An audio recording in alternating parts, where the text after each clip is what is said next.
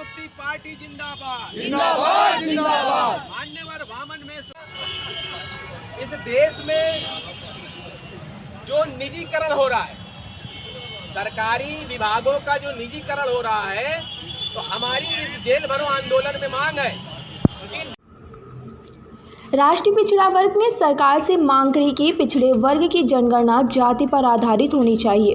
इसके साथ ही उन्होंने मांग करी कि चुनाव बैलेट पेपर से कराया जाए। उनका कहना था कि ओबीसी की जाति आधारित जनगणना होनी चाहिए।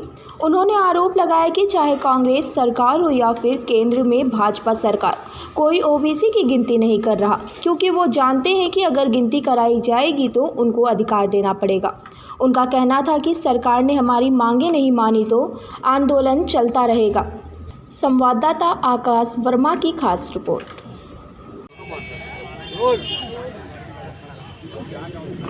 साथियों, आज राष्ट्रीय पिछड़ा वर्ग मोर्चा के द्वारा जो 5 चरणों में आंदोलन घोषित है, उसका चौथा चरण भारत के 550 जिलों में हो रहा है।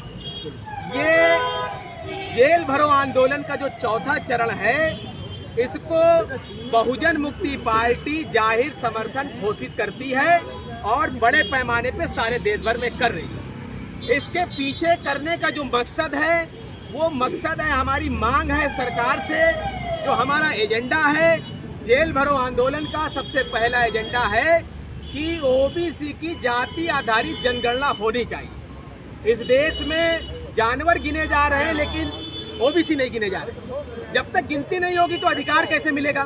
तो गिनती होनी चाहिए, ये जायज मामला है। लेकिन ये केंद्र की सरकार, चाहे कांग्रेस की हो या बीजेपी की हो, वर्तमान में ये गिनती नहीं करा रही है, क्योंकि जानती है कि गिनती कराएंगे तो इनको अधिकार देना पड़ेगा। ये 52% नहीं, आज की तारीख में 60% से ज़्यादा है। तो एक ये मुद्दा है।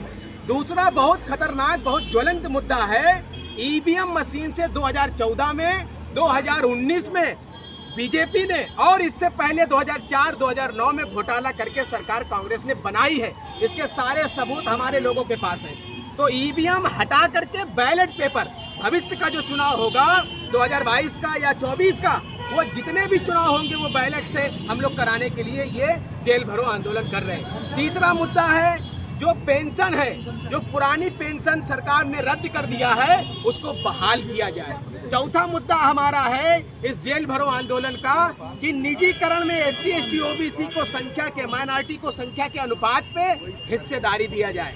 पांचवा मुद्दा हमारा है काले कृषि कानून जो है, मोदी जी ने, देश के प्रधानमंत्री ने तो कह दिया कि हम इसको वापस लेते हैं, लेकिन ना तो किसान संगठन इस बात को मान रहे हैं और ना जनता। आप सोचिए कि जो नरेंद्र मोदी का इतना बड़ा इमेज मीडिया बना रहा है, वो नरेंद्र मोदी की औकात इतनी है कि उसको जनता भी उसकी बात पे विश्वास नहीं कर रही है। जनता क्या कह रही है और किसान आंदोलन संगठन के लोग कह रहे हैं कि ये जो 3 काले कानून कृषि के विरोध में बनाए गए हैं किसानों के, इसको संसद में रद्द किया जाए। जिस तरह से वो वहाँ पर बनाए गए संवैधानिक रूप से, वैसे ही संवैधानिक तरीके से इसको रद्द किया जाए। तो कृषि कानून के विरोध में ये जेल भरो आंदोलन है। और इसके बाद अभी आपने देखा त्रिपुरा में मुस्लिम समाज के साथ में बड़े पैमाने पे विश्व हिंदू परिषद, बजरंग दल और RSS के गुंडों के द्वारा बड़े पैमाने